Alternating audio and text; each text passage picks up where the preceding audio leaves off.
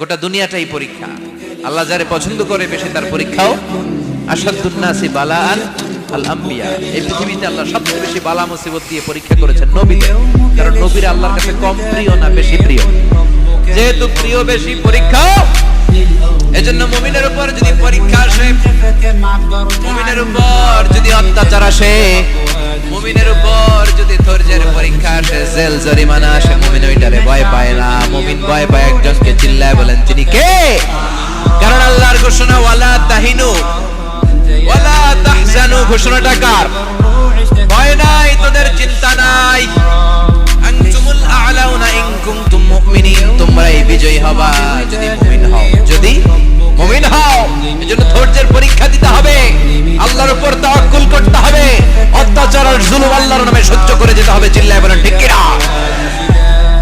কারণ মুসলিমের সাথে আল্লাহ থাকে। মুসলিমের বদদুয়াকে বিশ্বনবী ভয় করতে বলেছেন, কারণ মুসলিমের বদদুয়ার মাঝে আর আল্লাহর মাঝে পর্দা থাকে। যারা দুনিয়ার বুকে জুলুম করে তাদেরকে ক্ষমতার মস্তক থেকে নামিয়ে দেয় কে? আর যারা মুসলিম হয়, যাদের রক্ত দিয়ে জমিন ভেজে, তাদেরকে জমিনের ক্ষমতা দিয়ে দেয় কে?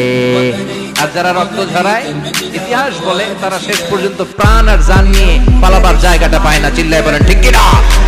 এজন্য মুমিন খুব ভালো করে জানে, রাত্রি যত গভীর হয়, সুবহে সাদিকের সময় কাছে আসতে থাকে।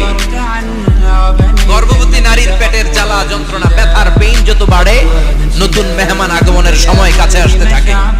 তেমনি ইসলামের পক্ষের শক্তির উপর যদি অত্যাচার, অনাচার, স্টিম রোলার বেড়ে যায়, এটা প্রমাণ করে ইসলামের বিজয়ের সময় কাছে আসতে শুরু করেছে। চিল্লায় বলো ঠিক কি না?